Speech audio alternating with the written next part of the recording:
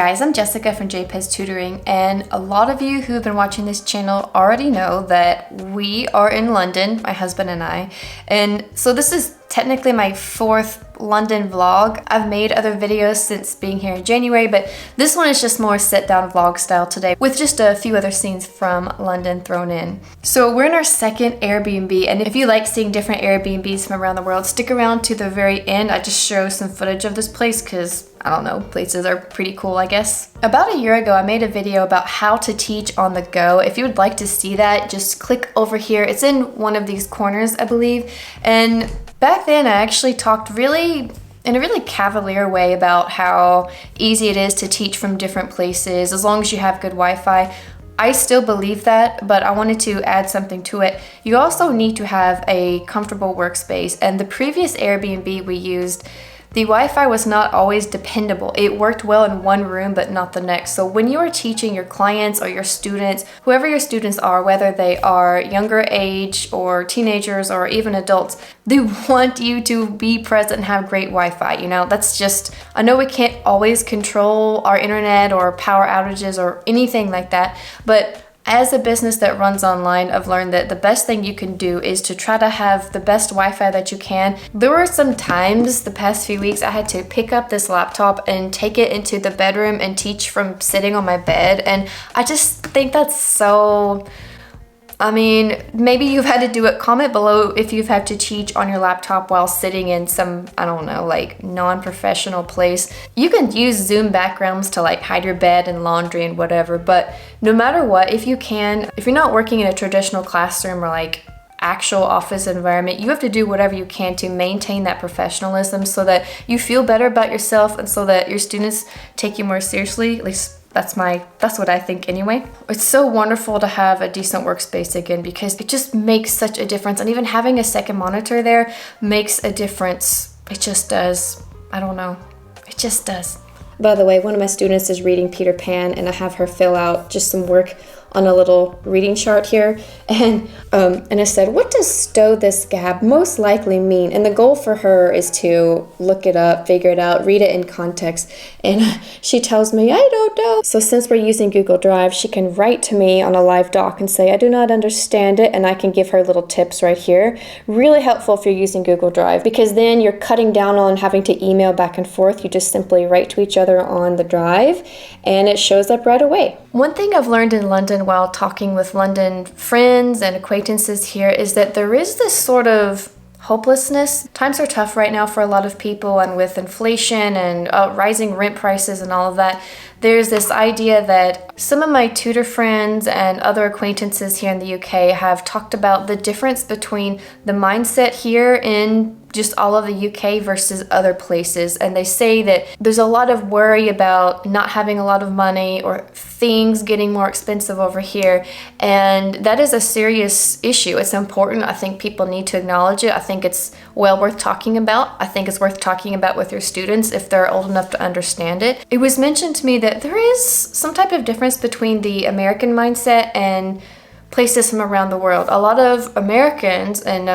I think being American, I can speak to that, because no matter what we go through, no matter how hard times are, people are pretty optimistic. My mom calls it a can-do attitude, because if money is low or you just need to increase your bank account a little bit, people can start a side hustle. And I think down deep we all know, hey, if you have access to a library, to the internet, if you know somebody who has a connection to something profitable or something educational for yourself, we just go for it. We just know that we can. Like, everybody knows somebody else who can help them. And I tell the students that too. Like, to be honest, there's no excuse to just sit around and complain that you don't have anything, you don't have knowledge, you've got some type of lack. You can fix that problem, or at least you can take steps to educate yourself. I mean, I don't know. If you're from the UK, comment and say, yeah, I agree. People are pretty hopeless here. Even if they have the means to improve their situation, they just refuse to do it. Or maybe that's completely wrong, but I do kind of hear that from a lot of people. There's more of a class distinction, which we just don't... in the US, it does exist to some degree. Like, it's true that if you do have more money, or you know people who can help you, you're going to be better off. People with more resources do tend to do better. However, you can come from an extremely poor family where nobody had a lot of opportunity, and people change that. I met so many people in my college days who said, I'm the first person in my family to go to college. Not that college is everything. I've got a video about that too. But still, that means something. You know, if you're born into I'll just say it, if you're born into a poor family and you're American, your chances of getting out of that and improving your life situation are pretty darn good for so many people.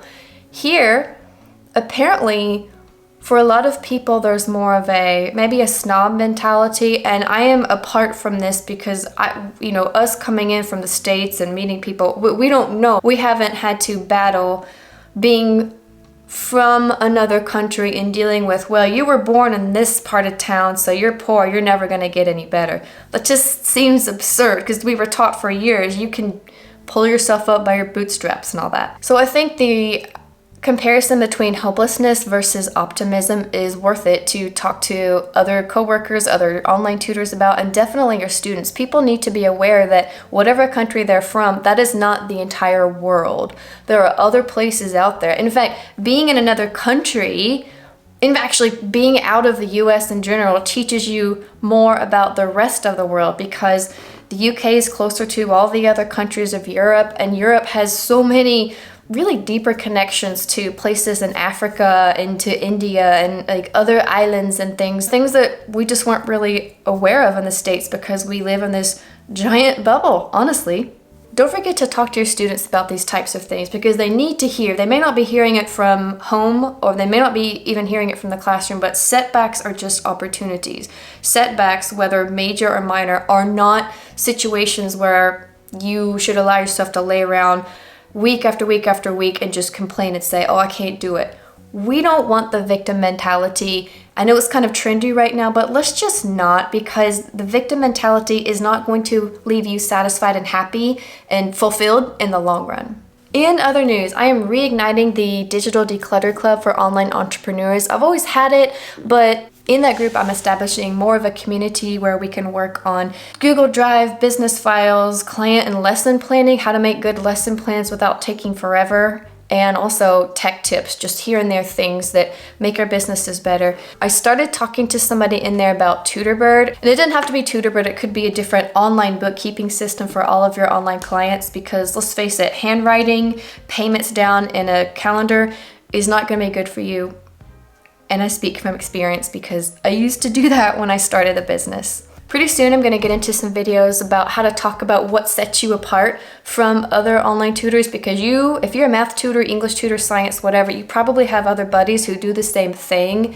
And even though you work with them, you might feel like you compete with them, but truthfully, each individual tutor has something special to offer. And there are a lot of tutors out there who think they have special things to offer, but they're not offering that. They just think that they are. So we're going to figure out what to do. There are some hard-hitting topics right here that I want to get into, because if you're like me, you don't just talk about your subject area when you're working with students. Working with students one-on-one, no matter the age, is such a great opportunity to instill actual life lessons and values. And that's what's important.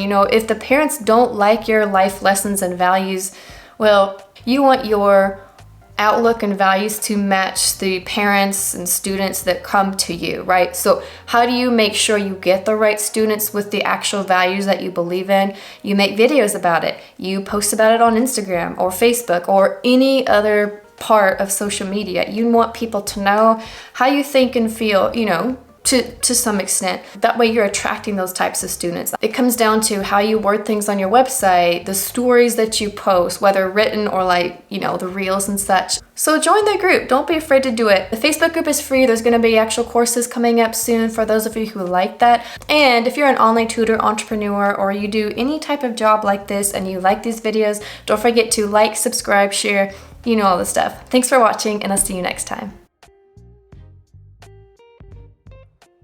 Welcome. We have a nice view right here. See how pretty it is outside? Very renovated old Victorian buildings, which if you saw my Instagram, you know what this place used to be. Here's the office/gym.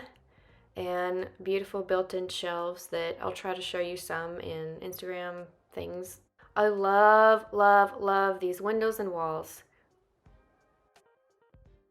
Say hello to Woody and Jesse. I didn't bring them, but I'm happy that they're here. Very modern shower, nice and clean. It's nice to have a bathtub. You know, the previous place did not have one. And you know what? It's so clean the toilet doesn't even touch the floor. Let's go down to the hallway. Bedroom's pretty standard. You know, I think this is the guest room. I think this place is actually a 2-bedroom, but we're just using this one. It's nice to have a dresser again. The previous place didn't have one. You know, it's all about space.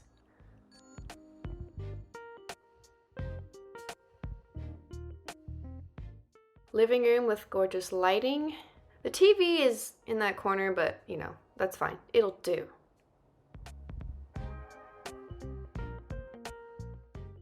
Here's where Pepper actually teaches math right here. Stuff on the table. And really, really decent kitchen. Much more space to cook. Lots of fun tea in the cabinets. And what is in here? What is this thing? What could it be? I think you know what it is. Oh yeah. Actually, these are much more attractive than those big old giant fridges we normally have in the States. No offense, States. Again, I love these windows and walls.